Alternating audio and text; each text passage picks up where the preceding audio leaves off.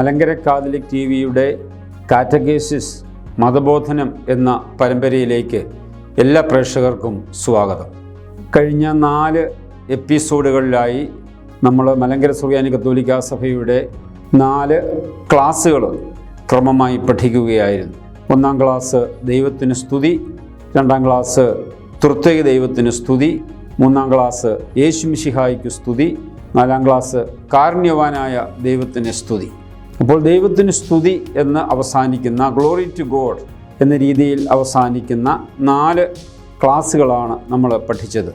ഈ 4 ക്ലാസ്സുകളിലൂടെ പ്രധാനമായി നമ്മൾ മനസ്സിലാക്കാൻ ശ്രമിച്ചത് വെളിപാടിൻ്റെ ചരിത്രത്തിലൂടെ പ്രപഞ്ച സൃഷ്ടിയിൽ ആരംഭിച്ച് മനുഷ്യ സൃഷ്ടിയിൽ മുന്നേറി അബ്രഹാമിൻ്റെ വിളിയിലൂടെയും പഴയ നിയമത്തിലൂടെയും തുടർന്ന് യേശുവിൽ പൂർത്തീകരിക്കപ്പെട്ട വെളിപാടിൻ്റെ ചരിത്രത്തിൽ പ്രതിപാദിച്ചിരിക്കുന്ന ദൈവത്തെ അവതരിപ്പിക്കാനാണ് ശ്രമിച്ചിരിക്കുക. വെളിപാടിൻ്റെ ചരിത്രത്തിൽ പ്രതിപാദിച്ചിരിക്കുന്ന ദൈവം, ആ ദൈവം പിതാവും പുത്രനും പരിശുദ്ധാത്മാവുമാകുന്ന 3 വ്യക്തികളാണെന്നും ഈ 3 വ്യക്തികൾക്കും ദൈവികമായ സ്വഭാവം, ദൈവികമായ സത്ത ഒന്നാണെന്നും, അങ്ങനെ ദൈവം ഒന്നാണെന്നും ദൈവത്തിൽ 3 വ്യക്തികളുണ്ടെന്നും പിതാവും പുത്രനും പരിശുദ്ധാത്മാവും എന്ന പേരിൽ അവർ അറിയപ്പെടുന്നുവെന്നും 1 മുതൽ 4 വരെയുള്ള ക്ലാസ്സുകളിൽ നാം കുട്ടികളെ പഠിപ്പിച്ചു. യേശുവിൻ്റെ തുടർച്ചയാണ്, യേശുവിൻ്റെ ശരീരമാണ് സഭയെന്നും യേശു തൻ്റെ പരിജീവിതത്തിൽ നടത്തിയ രക്ഷാകര സംഭവങ്ങൾ സഭയിലൂടെ തുടരുന്നുവെന്നും ലോകാവസാനം വരെ, കർത്താവിൻ്റെ 2ാമത്തെ വരവ് വരെ സഭയിലൂടെ യേശു തൻ്റെ ശുശ്രൂഷകൾ തുടരുന്നുവെന്നും നമ്മൾ പൊതുവായിട്ട് കുട്ടികളെ പഠിപ്പിച്ചു. 1 മുതൽ 4 വരെയുള്ള ക്ലാസ്സുകളിൽ 6 വയസ്സ് മുതൽ 9 വയസ്സ് വരെയുള്ള കുട്ടികളാണ് പഠിച്ചത്. കുട്ടികൾക്ക് മനസ്സിലാകുന്ന വെളിപാടിൻ്റെ രഹസ്യങ്ങൾ, കുട്ടിക്ക് ആവശ്യമായ വെളിപാടിൻ്റെ രഹസ്യങ്ങൾ, അതുപോലെ തന്നെ വെളിപാടിൻ്റെ ചരിത്രത്തിലെ പ്രധാനപ്പെട്ട വിഷയങ്ങൾ, ഇവയിൽ നിന്നും 4 ക്ലാസ്സുകളിലായി നാം ചില വിഷയങ്ങൾ നാം തിരഞ്ഞെടുത്ത് പൊതുവായി പിതാവും പുത്രനും പരിശുദ്ധാത്മാവുമായ ദൈവത്തെയും തൃത്വൈക ദൈവത്തെയും നാം പ്രത്യേകം പഠിപ്പിക്കുകയായിരുന്നു. ഈ എപ്പിസോഡിൽ നാം പ്രധാനമായിട്ടും 5-ാം ക്ലാസ്സാണ് ചർച്ച ചെയ്യുക. 5-ാം ക്ലാസ്സിലെ പുസ്തകത്തിൻ്റെ പേര് സൃഷ്ടാവായ ദൈവം. 5, 6, 7 ഈ 3 പുസ്തകങ്ങളുടെയും ടൈറ്റില്, തലക്കെട്ട് ദൈവം എന്ന് പറഞ്ഞുകൊണ്ടാണ് അവസാനിക്കുക. സൃഷ്ടാവായ ദൈവം, പരിപാലിക്കുന്ന ദൈവം, രക്ഷിക്കുന്ന ദൈവം. 1 മുതൽ 4 വരെയുള്ള ക്ലാസ്സുകൾ ദൈവത്തിന് സ്തുതി എന്ന് പറഞ്ഞുകൊണ്ടാണ് അവസാനിച്ചതെങ്കിൽ 5, 6, 7 ക്ലാസ്സുകളിൽ ദൈവം എന്ന് പറഞ്ഞുകൊണ്ടാണ് ആ ടൈറ്റിൽ അവസാനിക്കുക.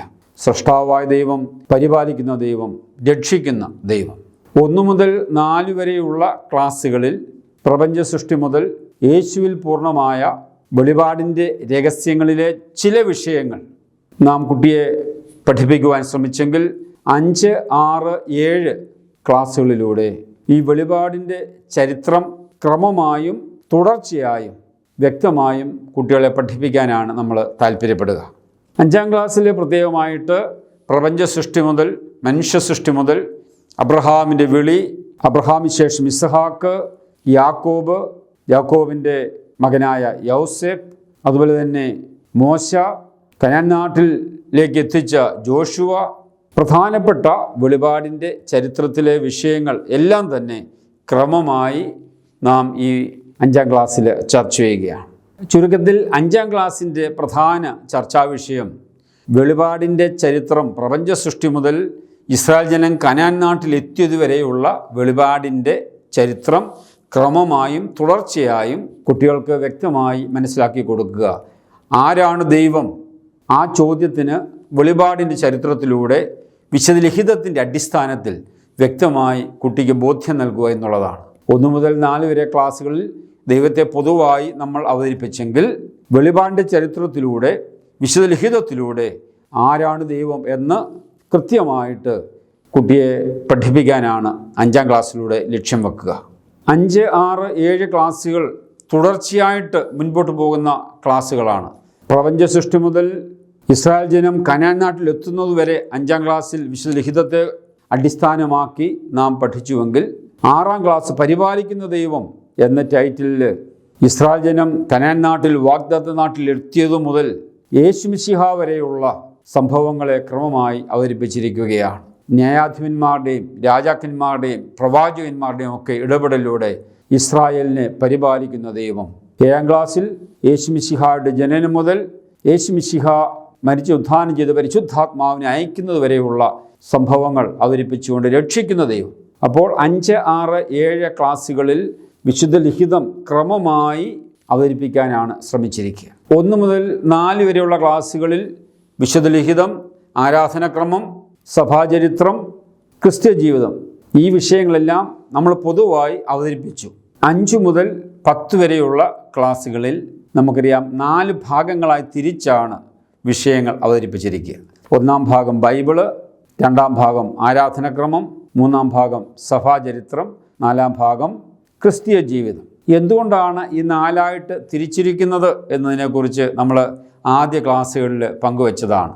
Go and teach the gospel, go and celebrate the gospel, go and live the gospel. നിങ്ങൾ സുവിശേഷം പ്രഘോഷിക്കണം, നിങ്ങൾ സുവിശേഷം ആഘോഷിക്കണം, നിങ്ങൾ സുവിശേഷം ജീവിക്കണം. നിങ്ങൾ ലോകമെങ്ങും പോയി സുവിശേഷം പ്രഘോഷിക്കണം എന്നതിൻ്റെ 3 തലങ്ങളാണ് നിങ്ങൾ സുവിശേഷം പഠിപ്പിക്കണം, ആഘോഷിക്കണം, ജീവിക്കണം എന്നുള്ളത്. സുവിശേഷം പഠിപ്പിക്കണം എന്ന് പറയുന്നതിൻ്റെ അകത്താണ് ഗോ ആൻഡ് ടീച്ച്. അതിൻ്റെ അടിസ്ഥാനം വിശുദ്ധ ലിഖിതമായതുകൊണ്ടാണ് ആദ്യ ഭാഗം ബൈബിളിന് നമ്മൾ കൊടുത്തിരിക്കുക. അപ്പോൾ 1-ാം ഭാഗം ബൈബിളിന് കൊടുത്തിരിക്കുകയാണ്, പഠിപ്പിക്കുക. 2-ാം ഭാഗം ഗോ ആൻഡ് സെലിബ്രേറ്റ്, ആരാധിക്കുക, ആഘോഷിക്കുക. ആരാധനക്രമം, വിശുദ്ധ ലിഖിതത്തിൽ നിന്നും ആരാധനക്രമത്തിലേക്കൊരു ഒഴുക്ക് വേണം നമ്മൾ ആദ്യ ക്ലാസ്സിൽ പഠിക്കുകയുണ്ടായി. 2-ാം ഭാഗം ആരാധനക്രമം. 3-ാമത്തെ ഗോ ആൻഡ് ലീവ്, നിങ്ങൾ എനിക്ക് സാക്ഷികളാകണം, ഇത് നിങ്ങൾ ജീവിക്കണം. അതിന് 2 തലമുണ്ട്. സഭ കഴിഞ്ഞ 2000 വർഷം സഭ ജീവിച്ച സഭയുടെ ചരിത്രം, അതാണ് സഭാചരിത്രം 3-ാം ഭാഗത്ത് കൊടുത്തിരിക്കുന്നു. 4-ാം ഭാഗത്ത് ക്രിസ്ത്യ ജീവിതം, ഇന്ന് ഈ കാലഘട്ടത്തിൽ ഈ വിശ്വാസം, വിശുദ്ധലിഖിതത്തിലൂടെ അറിഞ്ഞ വിശ്വാസം, ആരാധനയിൽ അനുഭവമായ വിശ്വാസം, ചരിത്രത്തിലൂടെ തുടർന്ന വിശ്വാസം ഇന്ന് എൻ്റെ ജീവിതത്തിൽ എങ്ങനെ സാക്ഷ്യമായി തീരണം. അപ്പം ഇങ്ങനെ 4 ഭാഗങ്ങളിലായിട്ടാണ് 5 മുതൽ 10 വരെയുള്ള ക്ലാസ്സുകൾ പ്രത്യേകം ക്രമീകരിച്ചിരിക്കും. നമുക്ക് ഇന്നത്തെ ഈ എപ്പിസോഡ് 5-ാം ക്ലാസ്സുമായി ബന്ധപ്പെട്ടാണ്. നമുക്ക് 5-ാം ക്ലാസ്സിലേക്ക് പ്രവേശിക്കാം. 5-ാം ക്ലാസ്സിൽ 20 പാഠങ്ങളാണുള്ളത്. 1-ാം ഭാഗം ബൈബിൾ, 1 മുതൽ 11 വരെയുള്ള പാഠങ്ങൾ ബൈബിളിന് വേണ്ടി പ്രത്യേകം മാറ്റിവെച്ചിരിക്കുകയാണ്. പ്രപഞ്ച സൃഷ്ടി മുതൽ ഇസ്രായേൽ ജനം കനാൻ നാട്ടിൽ എത്തുന്നത് വരെയുള്ള സംഭവങ്ങൾ ക്രമമായും തുടർച്ചയായും പ്രത്യേകമായിട്ട് അവതരിപ്പിച്ചിരിക്കുകയാണ്. അതിൽ 1-ാമത്തെ പാഠം സ്രഷ്ടാവായ ദൈവം എന്നാണ് 1-ാമത്തെ പാഠത്തിൻ്റെ ടൈറ്റിൽ. നമുക്കറിയാം, പുസ്തകങ്ങളുടെ എല്ലാം തലക്കെട്ട് തന്നെയായിരിക്കും പലപ്പോഴും 1-ാമത്തെ പാഠത്തിൻ്റെയും തലക്കെട്ട്. ഇപ്പോൾ സൃഷ്ടാവായ ദൈവം എന്നാണ് പുസ്തകത്തിൻ്റെ മൊത്തമായ ടൈറ്റിൽ. അതേസമയം തന്നെ 1-ാം പാഠത്തിൻ്റെ ടൈറ്റിലും സൃഷ്ടാവായ ദൈവം എന്നാണ്. 1-ാം പാഠത്തിലൂടെ നമ്മൾ ലക്ഷ്യം വെക്കുക, ഈ പാഠത്തിൻ്റെ മൊത്തം സമഗ്രമായ ഒരു ചിന്ത ഈ 1-ാം പാഠത്തിൽ നമ്മൾ പ്രത്യേകമായിട്ട് അവതരിപ്പിച്ചിരിക്കുന്നു എന്നുള്ളതാണ്. സൃഷ്ടാവായ ദൈവം എന്ന് പറഞ്ഞുകൊണ്ട് നമുക്കറിയാം, 1-ാം ക്ലാസ്സിലും 2-ലും 3-ലും 4-ലും എല്ലാം എല്ലാ പാഠവും തുടങ്ങുന്നത് ദൈവം പ്രപഞ്ചത്തെ സൃഷ്ടിച്ചു, മനുഷ്യനെ സൃഷ്ടിച്ചു എന്ന് പറഞ്ഞുകൊണ്ട് പ്രപഞ്ച സൃഷ്ടി, മനുഷ്യ സൃഷ്ടി, വെളിപാടിൻ്റെ ചരിത്രം പറഞ്ഞുകൊണ്ടാണ്. 5-ാം പാഠവും തുടങ്ങുന്നത് അങ്ങനെ തന്നെയാണ്, സൃഷ്ടാവായ ദൈവം. എന്നിട്ട് ദൈവം പ്രപഞ്ചത്തെ സൃഷ്ടിച്ചു, മനുഷ്യനെ സൃഷ്ടിച്ചു. അതിനുശേഷം ഇസ്രായേലിൻ്റെ ചരിത്രത്തിലൂടെ ദൈവം നമ്മളെ പരിപാലിച്ചു. കാലത്തികവിൽ നമ്മെ രക്ഷിക്കാനായി ദൈവം തൻ്റെ ഏകജാതനെ ലോകത്തിലേക്ക് അയച്ചു. അങ്ങനെ യേശുവിലൂടെ നാം രക്ഷിക്കപ്പെട്ടു. അപ്പോൾ വെളിപാടിൻ്റെ ചരിത്രത്തെ, യേശുവിൽ പൂർണ്ണമായി വെളിപാടിൻ്റെ ചരിത്രത്തെ വളരെ പൊതുവായിട്ട് 1-ാം ക്ലാസ്സിൽ അവതരിപ്പിച്ചിരിക്കുകയാണ്. ഇപ്പോൾ 1-ാം ക്ലാസ്സിലൂടെ ഈ പുസ്തകത്തിൻ്റെ മൊത്തം ഒരു സമ്മറി, ഏകദേശം ഒരു സമ്മറി 1-ാം ക്ലാസ്സിലൂടെ, അല്ലെങ്കിൽ നമ്മൾ ഇതുവരെ പഠിച്ച വിഷയങ്ങളുടെ ഒരു പൊതുവായ സമ്മറി 1-ാം ക്ലാസ്സിലൂടെ അവതരിപ്പിക്കുകയാണ്. സൃഷ്ടാവായ ദൈവം. ദൈവം സൃഷ്ടിച്ചു എന്ന് പറയുമ്പോൾ പിതാവും പുത്രനും പരിശുദ്ധാത്മാവുമായ 3 വ്യക്തികൾ ദൈവത്തിലുണ്ട്. അപ്പോൾ ആരാണ് സൃഷ്ടിച്ചത്? ഈ ഒരു ചോദ്യം പലപ്പോഴും ചർച്ചയ്ക്ക് വിഷയമാകുന്നതാണ്. ദൈവം സൃഷ്ടിച്ചു എന്ന് പറയുമ്പോൾ എന്താണ് അർത്ഥമാക്കുക? സഭയുടെ വിശ്വാസ പ്രമാണത്തിൽ നൈസ്യൻ ക്രീഡിൽ നമ്മൾ ഇപ്രകാരം ചൊല്ലുന്നുണ്ട്: സർവശക്തനായ പിതാവും ആകാശത്തിൻ്റെയും ഭൂമിയുടെയും കാണപ്പെടുന്നതും കാണപ്പെടാത്തതുമായ സകലത്തിൻ്റെയും സൃഷ്ടാവായ സത്യ ഏകദൈവത്തിൽ ഞങ്ങൾ വിശ്വസിക്കുന്നു. അപ്പോൾ സർവശക്തനായ പിതാവും ആകാശത്തിൻ്റെയും ഭൂമിയുടെയും കാണപ്പെടുന്നതും കാണപ്പെടാത്തതും സകലത്തിൻ്റെയും സൃഷ്ടാവ്. പിതാവിനെ പറഞ്ഞുകൊണ്ടാണ് സകലത്തിൻ്റെയും സൃഷ്ടാവായ സത്യ ഏകദൈവത്തിൽ ഞങ്ങൾ വിശ്വസിക്കുന്നു. അപ്പോൾ പിതാവാണ് സകലത്തിൻ്റെയും സൃഷ്ടാവ് എന്ന നിലയിൽ കൃത്യമായിട്ട് ക്രീഡിൻ്റെ ആദ്യ ഭാഗത്ത് ഒന്നാമത്തെ പാരഗ്രാഫിൽ തന്നെ പറഞ്ഞിട്ടുണ്ട്. എന്നാൽ രണ്ടാമത്തെ പാരഗ്രാഫിൽ പ്രത്യേകം പറയുകയാണ്, എല്ലാ സൃഷ്ടിയുടെയും ഹേതുവായിരിക്കുന്നത്, എല്ലാ സൃഷ്ടിക്കും കാരണമായിരിക്കുന്നത് ദൈവപുത്രനാണ്, യേശുവാണ് എന്ന്. അപ്പോൾ പിതാവാണോ സൃഷ്ടിച്ചത്, പുത്രനാണോ സൃഷ്ടിച്ചത് എന്ന സംശയം നമ്മുടെ ഉള്ളിൽ ഉണ്ടാകാം. വിശുദ്ധലിഖിതത്തിലും അതിൻ്റെ സൂചനകളുണ്ട്. യോഹന്നാന്റെ സുവിശേഷം 1-ാം അധ്യായം 1 വാക്യങ്ങളിൽ നമ്മൾ ഇപ്രകാരം വായിക്കുന്നു: ആദിയിൽ വചനമുണ്ടായിരുന്നു, വചനം ദൈവത്തോടു കൂടിയായിരുന്നു, വചനം ദൈവമായിരുന്നു, അവൻ ആദിയിൽ ദൈവത്തോടു കൂടിയായിരുന്നു, സമസ്തവും അവനിലൂടെ ഉണ്ടായി, ഒന്നും അവനെ കൂടാതെ ഉണ്ടായിട്ടില്ല. സമസ്തവും അവനിലൂടെ ഉണ്ടായി, അവനെ കൂടാതെ ഒന്നും ഉണ്ടായിട്ടില്ല. അപ്പോൾ ദൈവത്തിൻ്റെ വചനത്തിലൂടെയാണ്, ദൈവപുത്രനായ യേശുവിലൂടെയാണ് എല്ലാം സൃഷ്ടിക്കപ്പെട്ടതെന്ന് വളരെ കൃത്യമായിട്ട് യോഹന്നാന്റെ സുവിശേഷത്തിലുണ്ട്. വിശുദ്ധ പൗലോസ് ശ്ലീഹായും പറയുന്നുണ്ട്, അവനിലൂടെ എല്ലാം സൃഷ്ടിക്കപ്പെട്ടു, എവരിതിങ് ക്രിയേറ്റഡ് ത്രൂ ഹിം.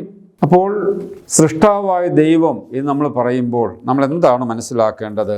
വിശുദ്ധ കുർബാനയിൽ നമ്മൾ ഇപ്രകാരം പ്രാർത്ഥിക്കുന്നുണ്ട്: തൻ്റെ കരുണയാൽ ലോകത്തെ മെനഞ്ഞുണ്ടാക്കിയ പിതാവായ ദൈവം നമ്മോടുകൂടെ, തൻ്റെ തിരുമേനിയുടെ പീഡാസഹനത്താൽ അതിനെ വീണ്ടും രക്ഷിച്ച പുത്രനായ ദൈവം നമ്മോടുകൂടെ, ഉണ്ടായതും ഉണ്ടാകുവാനിരിക്കുന്നതുമായ സകലം പൂർത്തിയാക്കുന്ന പരിശുദ്ധ റൂഹായും നമ്മോടുകൂടെ. അപ്പോൾ അവിടെ പിതാവായ ദൈവമാണ് എല്ലാം സൃഷ്ടിച്ചതെന്ന് വ്യക്തമായിട്ട് സൂചിപ്പിക്കുന്നുണ്ട്. അപ്പോൾ പിതാവാണോ പുത്രനാണോ പരിശുദ്ധാത്മാവാണോ സൃഷ്ടിച്ചത് എന്നൊരു ചോദ്യം പലപ്പോഴും നമുക്ക് സംശയത്തിന് ഇട നൽകും. നമ്മളൊരു കാര്യം മനസ്സിലാക്കേണ്ടത്, സൃഷ്ടികർമ്മവും രക്ഷാകര കർമ്മവും എല്ലാം തൃത്വത്തിൻ്റെ പൊതുവായ പ്രവൃത്തിയാണ്.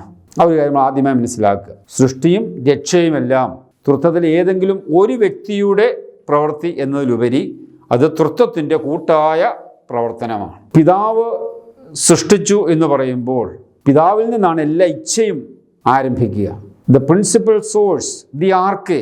പിതാവിൽ നിന്ന് പുത്രൻ ജനിക്കുന്നു, പിതാവിൽ നിന്ന് പരിശുദ്ധാത്മാവ് പുറപ്പെടുന്നു, പിതാവ് എന്ന വ്യക്തിയിൽ പുത്രനും പരിശുദ്ധാത്മാവും ഒന്നായിരിക്കുന്നു. അപ്പോൾ എല്ലാ ഇച്ഛയും പിതാവിൽ നിന്നാണ് ആരംഭിക്കുക. പിതാവിൻ്റെ ഇച്ഛ പുത്രൻ്റെയും പരിശുദ്ധാത്മാവിൻ്റെയും ഇച്ഛയും പ്രവൃത്തിയുമായി മാറും. അപ്പോൾ സൃഷ്ടിക്കുവാനും രക്ഷിക്കുവാനുമുള്ള ആഗ്രഹം പിതാവിൽ നിന്നാണ് വരിക. പിതാവിൻ്റെ ഇച്ഛയിലൂടെ സൃഷ്ടിച്ചു എന്ന് പറയുമ്പോൾ പിതാവ് സൃഷ്ടിച്ചു എന്ന് പറയുന്നതിൽ തെറ്റില്ല. എന്നാൽ സൃഷ്ടികർമ്മം നടത്തുന്നത് മുഴുവൻ പുത്രനിലൂടെയാണ്. ഉണ്ടാകട്ടെ എന്ന വാക്കിലൂടെ, വചനത്തിലൂടെ ദൈവം എല്ലാം സൃഷ്ടിച്ചു. പുത്രൻ തൻ്റെ കരങ്ങൾ കൊണ്ട് മനുഷ്യനെ മെനഞ്ഞുണ്ടാക്കി. പിതാവായ ദൈവത്തിൻ്റെ ഇരു കരങ്ങളാണ് പുത്രനും പരിശുദ്ധാത്മാവെന്ന് വിശുദ്ധ ഇരണേവൂസ് പഠിപ്പിക്കുന്നുണ്ട്. അപ്പോൾ പിതാവിൻ്റെ ഇച്ഛപ്രകാരം പുത്രൻ തമ്പുരാൻ പരിശുദ്ധാത്മാവിനോട് ചേർന്നാണ് സൃഷ്ടികർമ്മം നിർവഹിക്കുക. അതുകൊണ്ട് പിതാവ് സൃഷ്ടിച്ചു എന്ന് പറയുമ്പോൾ പിതാവിൻ്റെ ഇച്ഛപ്രകാരം, പുത്രൻ സൃഷ്ടിച്ചു എന്ന് പറയുമ്പോൾ തീർച്ചയായിട്ടും പുത്രൻ ആ സൃഷ്ടികർമ്മം എക്സിക്യൂട്ട് ചെയ്തു, നിർവഹിച്ചു. പരിശുദ്ധാത്മാവ് അതിനോട് ചേർന്ന് അത് പൂർത്തിയാക്കി, അതിനോട് ചേർന്ന് സഹകരിച്ച് സൃഷ്ടികർമ്മം പൂർത്തിയാക്കുന്നു. അപ്പോൾ സൃഷ്ടികർമ്മത്തിൽ പരിശുദ്ധ തൃത്വം മുഴുവനും കൂട്ടായി ചേർന്നാണ് ഈ സൃഷ്ടികർമ്മം നിർവഹിക്കുക. എന്നാൽ അതേസമയം തന്നെ പിതാവാണ് സൃഷ്ടിച്ചതെന്ന് പൊതുവായിട്ട് നമ്മൾ വിശ്വാസപ്രമാണത്തിലും മറ്റ് പ്രാർത്ഥനയിലും ഒക്കെ നമ്മൾ പ്രത്യേകമായിട്ട് കാണാറുണ്ട്. അതുപോലെ തന്നെ രക്ഷ എന്ന അടിസ്ഥാന ആശയം പിതാവിൽ നിന്നാണ് ആ ഇച്ഛ കടന്നു വരിക. പക്ഷേ രക്ഷ നിർവഹിച്ചത് പുത്രൻ തമ്പുരാനാണ് പരിശുദ്ധാത്മാവിനോട് ചേർന്ന്. യേശുവിൻ്റെ മരണ ഉത്ഥാന ശേഷം ഈ രക്ഷ സഭയിലൂടെ തുടരുന്നത് അത് പ്രത്യേകിച്ച് പരിശുദ്ധാത്മാവിലൂടെയാണെന്ന് നമുക്കറിയാം. അത് പിതാവിൻ്റെ ഇച്ഛപ്രകാരം പുത്രനിലൂടെ പരിശുദ്ധാത്മാവ് ഈ രക്ഷാകര യാഥാർത്ഥ്യം സഭയിൽ പൂർത്തീകരിക്കുന്നു. 5-ാമത്തെ ക്ലാസ്സിൻ്റെ 1-ാമത്തെ പാഠം സൃഷ്ടാവായ ദൈവം എന്ന് പറഞ്ഞുകൊണ്ട് 5-ാം ക്ലാസ്സിലെ ചർച്ചാ വിഷയം പൊതുവായിട്ട് ഇവിടെ അവതരിപ്പിച്ചിരിക്കുകയാണ്. 2-ാമത്തെ പാഠം സൃഷ്ടാവിൽ നിന്നും അകലുന്ന മനുഷ്യൻ. നമ്മൾ 1, 2, 3, 4 ക്ലാസ്സുകളിലെല്ലാം പ്രപഞ്ച സൃഷ്ടിയെക്കുറിച്ചും മനുഷ്യ സൃഷ്ടിയെക്കുറിച്ചും ഒക്കെ പഠിച്ചതാണ്. ദൈവത്തിൻ്റെ ഛായയിലും സാദൃശ്യത്തിലും മനുഷ്യനെ സൃഷ്ടിച്ച് പർദീസായിലാക്കി. എന്നാൽ ആദവും ഹവ്വായും ആദ്യ മാതാപിതാക്കൾ ദൈവത്തിൻ്റെ കൽപ്പന നിരസിച്ചു, ദൈവത്തിൻ്റെ സ്നേഹം നിരസിച്ചു, അവർ പാപം ചെയ്തു. അങ്ങനെ ദൈവത്തിൽ നിന്നും അവർ അകന്നു, ഒരു പർദീസായിക്ക് പുറത്തായി.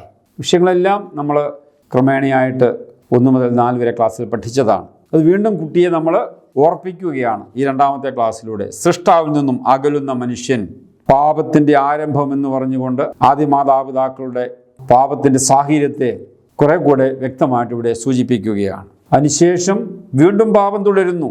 കായൻ്റെ ഹാബേലിൻ്റെയും ചരിത്രം പറഞ്ഞുകൊണ്ട് കായൻ ഹാബേലിനെ കൊല്ലുന്നതും ആ പാപം വീണ്ടും തുടരുന്നതും നാം കാണുന്നു. അതിനുശേഷം പാപം വർദ്ധിക്കുന്നു. നോഹയുടെ കാലത്ത് എല്ലാവരും പാപത്തിന് അധീനരായി അധർമ്മത്തിലും അനീതിയിലും അശുദ്ധിയിലും ജീവിച്ചപ്പോൾ ദൈവം ജലപ്രളയത്തിലൂടെ തിന്മയെ നശിപ്പിക്കുന്നതും നോഹയും കുടുംബത്തെയും രക്ഷിക്കുന്നതും നമ്മൾ കാണും. അപ്പോൾ ഈ വിഷയങ്ങളെല്ലാം വിവിധ പാഠങ്ങളായിട്ട് പഠിച്ചെങ്കിൽ രണ്ടാം പാഠത്തിൽ സൃഷ്ടാവിൽ അകലുന്ന മനുഷ്യൻ എന്ന് പറഞ്ഞുകൊണ്ട് ഈ വിഷയങ്ങളെല്ലാം ഒന്നിച്ച് സമഗ്രമായിട്ട് ഓരോ പാരഗ്രാഫിൽ ഈ പ്രധാന വിഷയങ്ങളെല്ലാം തന്നെ സൂചിപ്പിക്കുകയാണ്. ഉൽപ്പത്തി 1 മുതൽ 11 വരെയുള്ള അധ്യായങ്ങളെ സംഗ്രഹിച്ചിരിക്കുകയാണ് രണ്ടാമത്തെ പാഠത്തിൽ. നോഹയ്ക്ക് ശേഷം നോഹയുടെ സന്തതി പരമ്പരകൾ പാപത്തിൽ മുഴുകി ജീവിക്കുന്നതും ദൈവത്തിന് എതിരായി പ്രവർത്തിക്കുന്നതും നാം കാണുന്നു. ദൈവത്തെ മാറ്റി നിർത്തി ദൈവത്തെ പോലെയാകാനുള്ള അഹങ്കാരത്തിൻ്റെ പ്രതീകമായി ബാബേൽ ഗോപുരം ഉയർത്തുന്നു. ദൈവമോടെ ഭാഷ ചിതറിക്കുന്നു. ബാബേൽ ഗോപുരം പണിയാൻ അവർക്ക് സാധിക്കാതെ വരുന്നു. അപ്പോൾ പാപം വർദ്ധിച്ചു വരുന്നതിൻ്റെ അടയാളം സൃഷ്ടാവിൽ നിന്നും അകലുന്ന മനുഷ്യൻ്റെ ചരിത്രം 1 മുതൽ 11 അധ്യായങ്ങളെ ഒറ്റ പാഠത്തിൽ ഇവിടെ രണ്ടാമത്തെ പാഠത്തിൽ അവതരിപ്പിച്ചിരിക്കുകയാണ്. അപ്പോൾ രണ്ടാമത്തെ പാഠത്തിലെ ചർച്ചാ വിഷയം വിശുദ്ധ ലിഖിതത്തിലെ 1 മുതൽ 11 വരെയുള്ള അധ്യായങ്ങളെ സംഗ്രഹിച്ചിരിക്കുകയാണ്. 1 മുതൽ 4 വരെയുള്ള ക്ലാസ്സുകളിലെ വിവിധ പാഠങ്ങളിലായിട്ട് ഈ വിഷയങ്ങളെല്ലാം തന്നെ നമ്മൾ കണ്ടതാണ്. അതിനെ സമഗ്രമായിട്ട് ഈ രണ്ടാം പാഠത്തിൽ നമ്മൾ പ്രത്യേകമായിട്ട് അവതരിപ്പിച്ചിരിക്കുകയാണ്. എല്ലാ പാഠത്തോടും ചേർന്ന് ആരാധന ക്രമവുമായി ബന്ധപ്പെട്ട പാട്ട്, പ്രാർത്ഥന, ജീവിതസാക്ഷ്യം എല്ലാം ക്രമമായിട്ട് കൊടുത്തിട്ടുണ്ട്. അത് നിങ്ങൾ വായിച്ചു നോക്കി കുട്ടികൾക്ക് ബോധ്യം നൽകുക. മൂന്നാമത്തെ പാഠം പൂർവ്വപിതാവായ അബ്രഹാം. ഉൽപ്പത്തി 1 മുതൽ 11 വരെയുള്ള അധ്യായങ്ങൾ നമ്മൾ ഏകദേശം രണ്ടാമത്തെ പാഠത്തിൽ ചർച്ച ചെയ്തു. ഇനിയും ഉൽപ്പത്തി 12 പ്രവേശിക്കുകയാണ്. ദൈവം ചരിത്രത്തിൽ ഇടപെട്ട് അബ്രഹാമിനെ വിളിക്കുന്നു. BC 1800 ദൈവം ചരിത്രത്തിൽ ഇടപെട്ട് അബ്രഹാമിനെ വിളിക്കുന്നു. നമുക്കറിയാം അബ്രഹാമിൻ്റെ ചരിത്രത്തിന് മുൻപുള്ള ചരിത്രം ഉൽപ്പത്തി 1 മുതൽ 11 വരെയുള്ള അധ്യായങ്ങളെ ചരിത്രാതീത ചരിത്രം, പ്രീ ഹിസ്റ്ററി എന്നാണ് പറയുക. ചരിത്രത്തിന് മുൻപുള്ള ചരിത്രം അല്ലെങ്കിൽ ചരിത്രത്തിന് അതീതമായ ചരിത്രം. എന്നാൽ അബ്രഹാമിൻ്റെ വിളി മുതൽ അത് പ്യുവർ ഹിസ്റ്ററിയാണ്. അബ്രഹാമിൻ്റെ ചരിത്രം മുതൽ. അപ്പോൾ ദൈവം ചരിത്രത്തിൽ ഇടപെട്ട് അബ്രഹാമിനെ വിളിക്കുകയാണ്. ദൈവം അബ്രഹാമിനോട് അരുളി ചെയ്യുകയാണ്, നിന്റെ ദേശത്തെയും ബന്ധുക്കളെയും പിതൃഭവനത്തെയും വിട്ട് ഞാൻ കാണിച്ചു തരുന്ന നാട്ടിലേക്ക് പോകുക. ഞാൻ നിന്നെ വലിയൊരു ജനതയാക്കും, നിന്നെ ഞാൻ അനുഗ്രഹിക്കും, നിന്റെ പേര് ഞാൻ മഹത്വമാക്കും, അങ്ങനെ നീ ഒരു അനുഗ്രഹമായിരിക്കും. ദൈവം അബ്രഹാമിനെ പ്രത്യേകിച്ച് വേർതിരിച്ച് ഹരാനിൽ നിന്നും വിളിച്ച് കനാൻ നാട്ടിലേക്ക് ആനയിക്കുകയാണ്. നമ്മൾ നേരത്തെ ക്ലാസ്സിൽ തന്നെ അബ്രഹാമിനെ കുറിച്ച് നമ്മൾ പഠിച്ചതാണ്. പക്ഷേ കുറെ കൂടെ വിശദമായിട്ട് അബ്രഹാമിൻ്റെ വിളിയെക്കുറിച്ച് ഈ പാഠത്തിൽ പ്രത്യേകമായിട്ട് നമ്മൾ പഠിക്കുകയാണ്. അബ്രഹാമിനെക്കുറിച്ചും സാറായെക്കുറിച്ചും സഹോദരപുത്രനായ ലോത്തിനെക്കുറിച്ചും കനാൻ നാട്ടിലേക്കുള്ള യാത്രയും ഇതെല്ലാം ക്രമമായി കുട്ടിയെ പഠിപ്പിക്കാനായിട്ട് നമ്മൾ ശ്രമിക്കുകയാണ്. അബ്രഹാമും ലോത്തും അവർ വേർപിരിയുന്ന സംഭവം, ദൈവം അബ്രഹാമിനോട് നടത്തുന്ന ഉടമ്പടി. ഉൽപ്പത്തി 15:5 ഒരിക്കൽ അബ്രഹാമിനോട് ദൈവം ഇപ്രകാരം അരുളി ചെയ്തു, ആകാശത്തേക്ക് നോക്കുക, ആ കാണുന്ന നക്ഷത്രങ്ങളുടെ എണ്ണമെടുക്കുവാൻ നിനക്ക് കഴിയുമോ? നിന്റെ സന്താന പരമ്പരയും അതുപോലെയായിരിക്കും. അബ്രഹാമിന് ദൈവം വാഗ്ദാനം ചെയ്യുകയാണ്, ഉടമ്പടി ചെയ്യുകയാണ്. ആകാശത്തിലെ നക്ഷത്രങ്ങൾ പോലെയും കടൽക്കരയിലെ മണൽത്തരി പോലെയും എനിക്ക് ഞാൻ സന്താനങ്ങളെ തരും. അബ്രഹാമിന് ഇസഹാക്ക് ജനിക്കുന്ന സംഭവം, ഇസഹാക്കിനെ ബലി കഴിക്കാൻ കൊണ്ടുപോകുന്ന സംഭവം, അബ്രഹാമിൻ്റെ വിശ്വാസത്തിൻ്റെ നിറവ് ഇസഹാക്കിനെ ബലി കഴിക്കുന്നതിലൂടെ അബ്രഹാം പ്രകടമാക്കുന്നു. അബ്രഹാം വിശ്വാസികളുടെ പിതാവ് എന്ന നിലയിൽ ദൈവത്തിന് വിളിയോട് വിശ്വസ്തനായിരുന്നു എന്നുള്ള വലിയൊരു സത്യം കുട്ടികൾക്ക് നമ്മൾ മൂന്നാം പാഠത്തിലൂടെ മനസ്സിലാക്കി കൊടുക്കുകയാണ്. ഉൽപ്പത്തി 15:6 അവൻ കർത്താവിൽ വിശ്വസിച്ചു, അവിടുന്ന് അതവന് നീതീകരണമായി കണക്കാക്കി. അബ്രഹാമിൻ്റെ വിശ്വാസം അതവന് നീതീകരണമായി തീർന്നു. അതിനോട് ചേർന്ന് ആരാധനക്രമത്തിലെ ഗാനങ്ങളും പ്രാർത്ഥനകളും ഒക്കെ പ്രത്യേകമായിട്ട് കൊടുത്തിട്ടുണ്ട്. ഹാബേലിൻ കുഞ്ഞാടും നോഹിനുടെ കാഴ്ചയതും അബ്രാഹം തൻ ബലിയും കൈക്കൊണ്ട കർത്താവേ, നോമ്പും പ്രാർത്ഥനയും അലിവായുത്തരമേകേണമേ. നാലാമത്തെ പാഠം ഇസഹാക്ക് വാഗ്ദാനത്തിൻ്റെ പൂർത്തീകരണം. അപ്പോൾ ഒന്നാമത്തെ പാഠത്തിൽ സൃഷ്ടാവായ ദൈവം എന്ന് പറഞ്ഞുകൊണ്ട് ഈ പുസ്തകത്തെ മൊത്തമായിട്ട് സമഗ്രമായിട്ട് അവിടെ അവതരിപ്പിച്ചു. രണ്ടാമത്തെ പാഠത്തിൽ സൃഷ്ടാവിൽ നിന്ന് അകലുന്ന മനുഷ്യൻ എന്ന് പറഞ്ഞുകൊണ്ട് മനുഷ്യ സൃഷ്ടിയ മനുഷ്യൻ്റെ പാപവും ഉൽപ്പത്തി 1 മുതൽ 11 അധ്യായങ്ങൾ പൊതുവായിട്ട് ഇവിടെ ചർച്ച ചെയ്തു. മൂന്നാമത്തെ പാഠത്തിൽ അബ്രഹാമിൻ്റെ വിളി, ഇസഹാക്കിൻ്റെ ജനനം, അബ്രഹാമിനെ വിശ്വാസത്തിലെ പിതാവായിട്ട് അവതരിപ്പിച്ചിരിക്കുന്നു. തുടർന്ന് ഇസഹാക്ക് വാഗ്ദാനത്തിൻ്റെ പൂർത്തീകരണം, ഇസഹാക്കിൻ്റെ ബാല്യം, വാഗ്ദാനം തുടരുന്നു. ദൈവം ഇസഹാക്കിൻ്റെ ജീവിതത്തിൽ ഇടപെടുന്ന സംഭവങ്ങൾ, ഉൽപ്പത്തി 26 2 മുതൽ 4 വരെയുള്ള വാക്യങ്ങൾ. ദൈവം പ്രത്യക്ഷപ്പെട്ട് ഇസഹാക്കിനോട് ഇപ്രകാരം അരുളി ചെയ്തു: ഈജിപ്തിലേക്ക് പോകരുത്, ഞാൻ പറയുന്ന നാട്ടിൽ പാർക്കുക, ഈ നാട്ടിൽ തന്നെ കഴിഞ്ഞുകൂടുക. ഞാൻ നിൻ്റെ കൂടെ ഉണ്ടായിരിക്കും, നിന്നെ ഞാൻ അനുഗ്രഹിക്കുകയും ചെയ്യും. നിനക്കും നിൻ്റെ പിൻതലമുറക്കാർക്കും ഈ പ്രദേശമെല്ലാം ഞാൻ തരും. നിൻ്റെ പിതാവായ അബ്രഹാമിനോട് ചെയ്ത വാഗ്ദാനം ഞാൻ നിറവേറ്റും. ആകാശത്തിലെ നക്ഷത്രങ്ങൾ പോലെ നിൻ്റെ സന്തതികളെ ഞാൻ വർദ്ധിപ്പിക്കും. ഈ ദേശമെല്ലാം അവർക്ക് ഞാൻ നൽകും. നിൻ്റെ സന്തതികളിലൂടെ ഭൂമിയിലെ ജനതകളെല്ലാം അനുഗ്രഹിക്കപ്പെടും. ഉൽപ്പത്തി 26 2 4 വാക്യങ്ങൾ. അബ്രഹാമിന് ദൈവം വാഗ്ദാനം ചെയ്തതുപോലെ ദൈവം ഇസഹാക്കിനും വാഗ്ദാനങ്ങൾ നൽകുകയാണ്. ഇസഹാക്കിൻ്റെ പുത്രന്മാർ ഏസാവും യാക്കോബും, ഇസഹാക്കിൻ്റെ അന്ത്യം. അപ്പോൾ പൂർവ്വപിതാക്കന്മാരെ പ്രത്യേകം ഈ പാഠത്തിൽ നമ്മൾ പഠിക്കുകയാണ്. അബ്രഹാമിനെ പഠിച്ചു, ഇസഹാക്കിനെ നമ്മൾ 4ാമത്തെ പാഠത്തിൽ പ്രത്യേകമായിട്ട് പഠിച്ചു. ഈ പാഠത്തിലെ ഗാനങ്ങൾ, പ്രാർത്ഥനകൾ ഒക്കെ ഈ വിഷയമായിട്ട് ചേർന്ന് ഉള്ള ഗാനങ്ങളും പ്രാർത്ഥനകളുമാണ്. അത് കുട്ടിക്ക് ബോധ്യപ്പെടുത്തി കൊടുക്കുക. 5ാമത്തെ പാഠം ഗോത്രപിതാവായ യാക്കോബ്. നമ്മൾ അബ്രഹാമിനെ കണ്ടു, 2ാമത് ഇസഹാക്ക്, 3ാമത് യാക്കോബ്. ഗോത്രപിതാവായ യാക്കോബ്. യാക്കോബ് ഇസഹാക്കിൽ നിന്നും അനുഗ്രഹം പ്രാപിക്കുന്നതും കടിഞ്ഞൂലവകാശവും അനുഗ്രഹങ്ങളും പ്രാപിക്കുന്നതും ഒക്കെ ഈ പാഠത്തിൽ പ്രത്യേകമായിട്ട് അവതരിപ്പിച്ചിരിക്കുന്നു. ഏസാവിന് കിട്ടേണ്ട അനുഗ്രഹം യാക്കോബ് തട്ടിയെടുക്കുന്നതും അമ്മയെ കൂട്ടുനിൽക്കുന്നതുമായ സംഭവങ്ങളൊക്കെ ഇവിടെ പ്രത്യേകമായിട്ട് സൂചിപ്പിച്ചിരിക്കുന്നു. ഇസഹാക്ക് യാക്കോബിനെ അനുഗ്രഹിച്ചു. യാക്കോബിൻ്റെ ദൈവദർശനം, യാക്കോബ് ലാബാൻ്റെ ഭവനത്തിലേക്ക് ഒളിച്ചോടി പോകുന്നതും അവിടുന്ന് തിരിച്ച് തൻ്റെ ദേശത്തേക്ക് തിരിച്ചു വരുന്നതും, ദൈവദർശനം ഉണ്ടാകുന്നതും, ഗോവേണിയിലൂടെ മാലാഖമാർ കയറിയിറങ്ങുകയും ചെയ്യുന്ന സംഭവങ്ങളുമെല്ലാം പ്രത്യേകം ഇവിടെ സൂചിപ്പിച്ചിരിക്കുന്നു.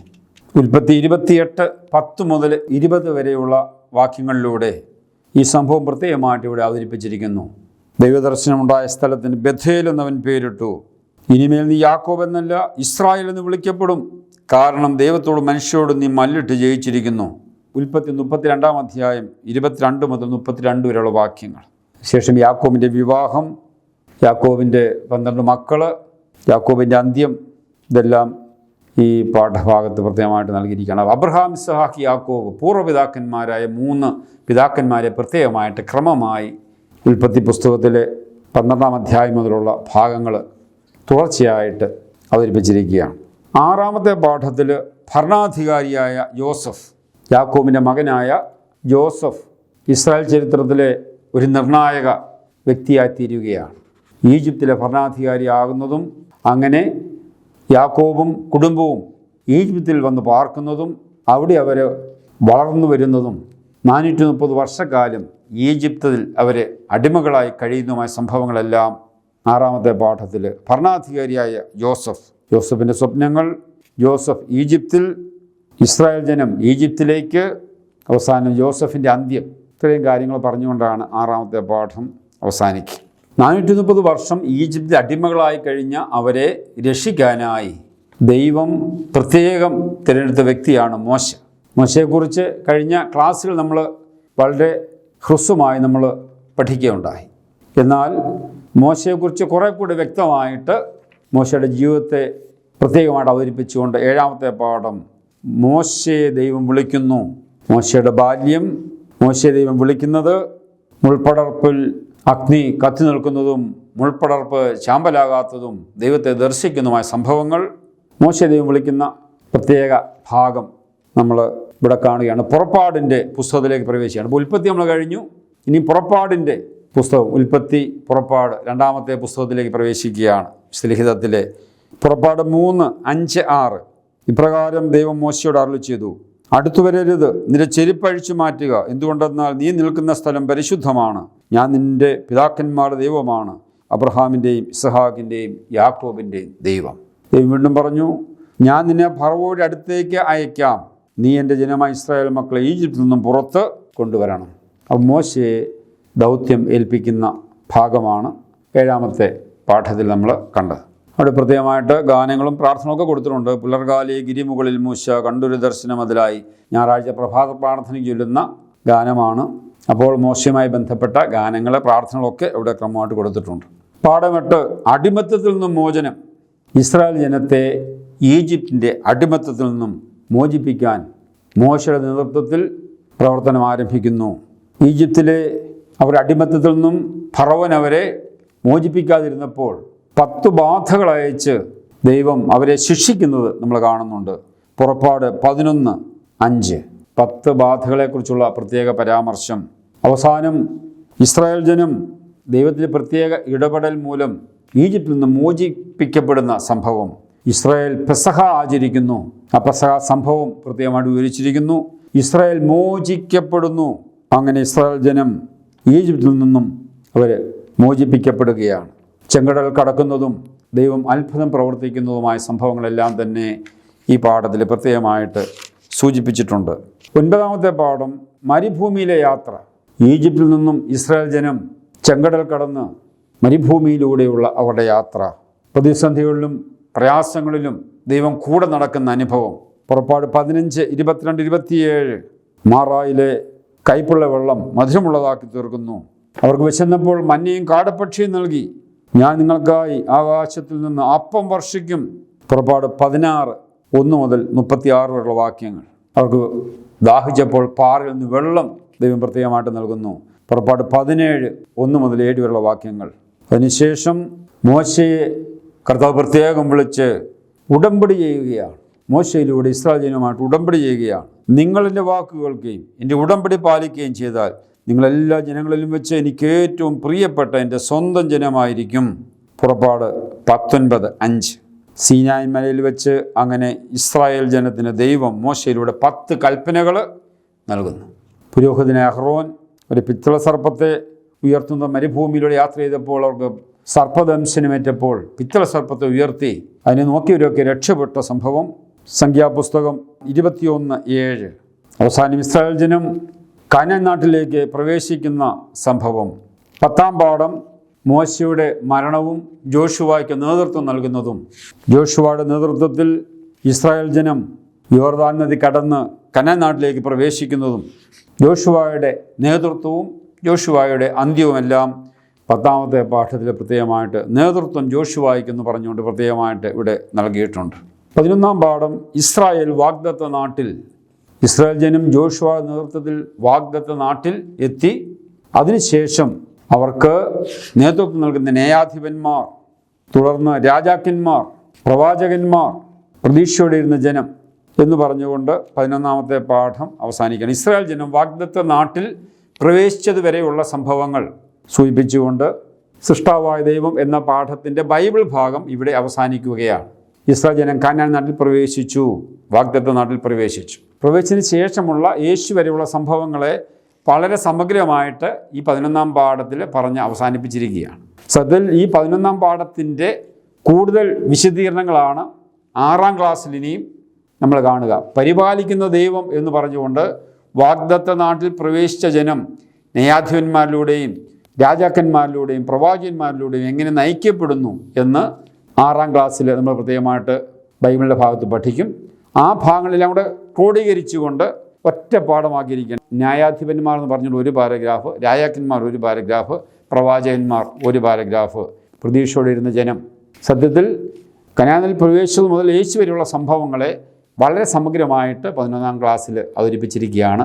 ഈ 11-ാം ക്ലാസ്സിൻ്റെ വിശുദ്ധമായ പഠിപ്പിക്കലാണ് 6-ാം ക്ലാസ്സിൻ്റെ ബൈബിൾ ഭാഗം നമ്മൾ കാണുക. കനാൻ നാട്ടിലെത്തിയതിന് ശേഷം ന്യായാധിപന്മാർ എന്ന് പറഞ്ഞുകൊണ്ട് ന്യായാധിപന്മാരെക്കുറിച്ചും രാജാക്കന്മാരെക്കുറിച്ചും പ്രവാചകന്മാരെക്കുറിച്ചും കൃത്യമായിട്ട് 6-ാം ക്ലാസ്സിൽ. അപ്പോൾ 5-ാം ക്ലാസ്സിലെ ബൈബിളിൻ്റെ തുടർച്ച നമ്മളിനിയും കാണുന്നത് 6-ാം ക്ലാസ്സിലാണ്. 6-ാം ക്ലാസ്സിലെ ബൈബിളിൻ്റെ തുടർച്ച നമ്മൾ കാണുന്നത് 7-ാം ക്ലാസ്സിലാണ്. അങ്ങനെ കുട്ടിക്ക് ക്രമമായിട്ട് ഈ വെളിപാടിൻ്റെ ചരിത്രം ബൈബിളിലൂടെ 5, 6, 7 ക്ലാസ്സുകളിലൂടെ തുടർച്ചയായിട്ട് കുട്ടിക്ക് നൽകുവാനാണ് നമ്മൾ ഈ പാഠാവലിയുടെ ശ്രദ്ധിക്കുക. ചുരുക്കത്തിൽ ബൈബിളിൻ്റെ ഭാഗത്ത് പ്രപഞ്ച സൃഷ്ടി മുതൽ മനുഷ്യ സൃഷ്ടി മുതൽ മനുഷ്യൻ്റെ പാപം, ദൈവം നോഹയെ പ്രത്യേകമായിട്ട് തിരഞ്ഞെടുക്കുന്നത്, അബ്രഹാമിൻ്റെ വിളി, അബ്രഹാം, ഇസ്ഹാക്ക്, യാക്കോബ്, യാക്കോബിൻ്റെ മകനായ പൂർവ്വപിതാവായ ജോസഫ്, മോശ, ജോഷുവ, പ്രധാനപ്പെട്ട വ്യക്തികളെല്ലാം പഴയ നിയമത്തിലെ കനാൻ ദേശത്ത് പ്രവേശിക്കുന്നവരെയുള്ള പ്രധാന വ്യക്തികളെല്ലാം ഇവിടെ ക്രമമായിട്ട് കുട്ടിയെ പഠിപ്പിക്കാനായിട്ട് ശ്രമിക്കുകയാണ്. ആരാണ് ദൈവം? ആ ദൈവം എങ്ങനെയാണ് ചരിത്രത്തിലൂടെ തന്നെ വെളിപ്പെടുത്തിയത്? അത് വിശുദ്ധ ലിഖിതത്തിലൂടെ കൃത്യമായിട്ട് ക്രമമായിട്ട് കുട്ടിയെ പഠിപ്പിക്കാനായിട്ടാണ് ശ്രമിച്ചത്. ഇത് തുടർച്ച ഇനി നമുക്ക് 6ാം ക്ലാസ്സിൽ കാണാനായിട്ട് സാധിക്കും. 2ാം ഭാഗം ആരാധനക്രമം. ആരാധനക്രമത്തിൻ്റെ 3 പാഠങ്ങളാണ് ആരാധനക്രമത്തിൽ കൊടുത്തിരിക്കുക. ദേവാലയത്തിൻ്റെ ഘടന, ദേവാലയത്തിലെ വിശുദ്ധ വസ്തുക്കൾ, ആരാധനയിലെ പ്രതീകാത്മ പ്രവർത്തനങ്ങൾ. നമ്മൾ 1, 2, 3, 4 ക്ലാസ്സുകളിലായിട്ട് എൻ്റെ പള്ളിയിലെ പ്രധാന വസ്തുക്കൾ, പ്രധാനപ്പെട്ട ആരാധനയിലെ കാര്യങ്ങൾ, വിശുദ്ധ കുർബാന, ഇതിനെക്കുറിച്ചൊക്കെ പൊതുവായിട്ട് നമ്മൾ കുട്ടിയെ പഠിപ്പിക്കുകയുണ്ടായി. അപ്പോൾ കുട്ടിയെ സംബന്ധിച്ചിടത്തോളം പള്ളിയും ആരാധനയും ആരാധനാക്രമവും ഒന്നും ആദ്യമായിട്ട് പഠിക്കുകയല്ല. ആദ്യത്തെ 4 ക്ലാസ്സുകളായിട്ട് ക്രമമായിട്ട് കുട്ടികൾക്ക് കുറേ ബോധ്യങ്ങൾ നൽകിയിട്ടുണ്ട്. ഇനിയും കുറേ കൂടെ കൃത്യമായിട്ട് ദേവാലയത്തെക്കുറിച്ച് കുട്ടിയെ പഠിപ്പിക്കുകയാണ്. ദേവാലയത്തിൻ്റെ ഘടന, ഒരു മലങ്കര പള്ളിയുടെ ഘടന എന്തായിരിക്കണം കൃത്യമായിട്ട് ഇവിടെ പറയുകയാണ്. പള്ളിയുടെ പടമൊക്കെ കാണിച്ചിട്ട് ആദ്യമായിട്ട് മദ്ബഹ, ഇത് സ്വർഗത്തിൻ്റെ പ്രതീകമാണ്. രണ്ടാമതായിട്ട് കെസ്ത്രൂമ, മദ്ബായ്ക്ക് താഴെ ജനങ്ങൾ നിൽക്കുന്ന സ്ഥലത്തിന് മുകളിലായിട്ടുള്ള സ്ഥലം. ജെറുസലേം ദേവാലയത്തിലെ വിശുദ്ധ സ്ഥലത്തോട് ഇതിനെ ഉപമിക്കാം. മൂന്നാമതായിട്ട് ഹൈക്കല, വിശ്വാസികൾ നിൽക്കുന്ന സ്ഥലം, ആരാധന സ്ഥലം. നാലാമതായിട്ട് മോണ്ടളം, ജെറുസലേം ദേവാലയത്തിൻ്റെ പുറത്തെ പ്രാകാരത്തിന് തുല്യമായിട്ടുള്ളതാണ് മോണ്ടളം, ആശ്വാസത്തിൻ്റെ സ്ഥലം. അങ്ങനെ 4 ഭാഗങ്ങളായി ദേവാലയത്തെ തിരിച്ചിരിക്കുന്ന കാര്യം പ്രത്യേകമായിട്ട് ഇവിടെ സൂചിപ്പിച്ചിട്ടുണ്ട്. രണ്ടാമതായിട്ട് ദേവാലയത്തിലെ വിശുദ്ധ വസ്തുക്കൾ. 2ാം ക്ലാസ്സിൽ വളരെ ഹ്രസ്വമായി ദേവാലയത്തിലെ വസ്തുക്കളെക്കുറിച്ച് അതിൻ്റെ പേരൊക്കെ കുട്ടികളെ നമ്മൾ പഠിപ്പിച്ചു. എന്നാൽ അതിൻ്റെ അർത്ഥം പ്രത്യേകമായിട്ട് 13ാമത്തെ പാഠത്തിൽ പ്രത്യേകമായിട്ട് നമ്മൾ പഠിപ്പിക്കുകയാണ്. ദേവാലയത്തിലെ വസ്തുക്കൾ. ത്രോണോസ് എന്ന സുറിയാനി വാക്കിൻ്റെ അർത്ഥം സിംഹാസനമെന്നാണ്. സ്വർഗസ്ഥനായ പിതാവിൻ്റെ പ്രത്യേക സാന്നിധ്യം ത്രോണോസിലുള്ളതിനാൽ അത് സ്വർഗീയ രാജാവ് എഴുന്നള്ളിയിരിക്കുന്ന സിംഹാസനമാകുന്നു. ഇത് ജെറുസലേം ദേവാലയത്തിലെ കൃപാസനത്തെ സൂചിപ്പിക്കുന്നു. വിശുദ്ധ കുർബാനയിലൂടെ യേശുമിശിഹായുടെ കുരിശുമരണത്തിൻ്റെയും കബറടക്കത്തിൻ്റെയും പുനരുത്ഥാനത്തിൻ്റെയും അനുസ്മരണം നിർവഹിക്കുന്നതിനാൽ ത്രോണോസ് ഗോകുൽത്താമലയെയും കർത്താവിൻ്റെ കബറിനെയും സൂചിപ്പിക്കുന്നു. ജീവൻ്റെ അപ്പമാകുന്ന വിശുദ്ധ കുർബാന ത്രോണോസിന്മേൽ ആഘോഷിക്കപ്പെടുന്നതിനാൽ ജീവൻ്റെ മേശ എന്നും ഇതിന് പേരുണ്ട്.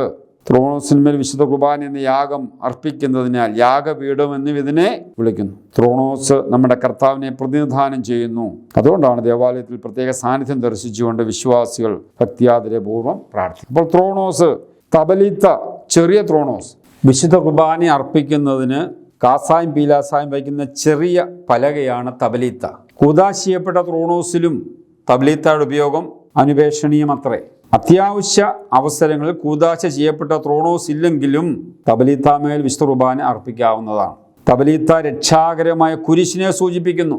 അതുകൊണ്ടാണ് മലങ്കരയിൽ മരം കൊണ്ട് തബലീത്ത ഉണ്ടാക്കുന്നത്. തബലീത്തയുടെ ഒരു വശത്ത് മൂറോൻ പൂശിയാണ് കൂദാശ ചെയ്യുന്നത്. മറുവശത്ത് അത് കൂദാശ ചെയ്ത മെത്രാൻ്റെ പേരും കൂദാശ ചെയ്ത തീയതിയും കുരിശാകൃതിയിൽ സുറിയാനിൽ എഴുതിയിരിക്കും. മെത്രാൻ്റെ അപ്പസ്തോലി അധികാരം ആണ് ഇത് സൂചിപ്പിക്കുന്നത്. അപ്പോൾ ത്രോണോസ്, തബലിത്ത, വിരിക്കൂട്ടം, ചിത്തോല, ശോശപ്പ, വിശുദ്ധ കുരിശ്, മെഴുകുതിരികൾ, തിരശീല, എവങ്കുലം പീഠം, ധൂപക്കുറ്റി, കാസായും പീലാസായും, കബലാന, മർബഹാസായും, മണിയും, സക്രാരി, 14 വിശുദ്ധ വസ്തുക്കൾ പ്രത്യേകമായിട്ടിവിടെ സൂചിപ്പിച്ചിട്ടുണ്ട്. എല്ലാം എടുത്ത് പറയാൻ നമുക്ക് സമയമില്ലല്ലോ. അതുകൊണ്ട് നിങ്ങൾ വായിച്ച് ഗ്രഹിച്ച് കുട്ടികളെ പഠിപ്പിക്കുക.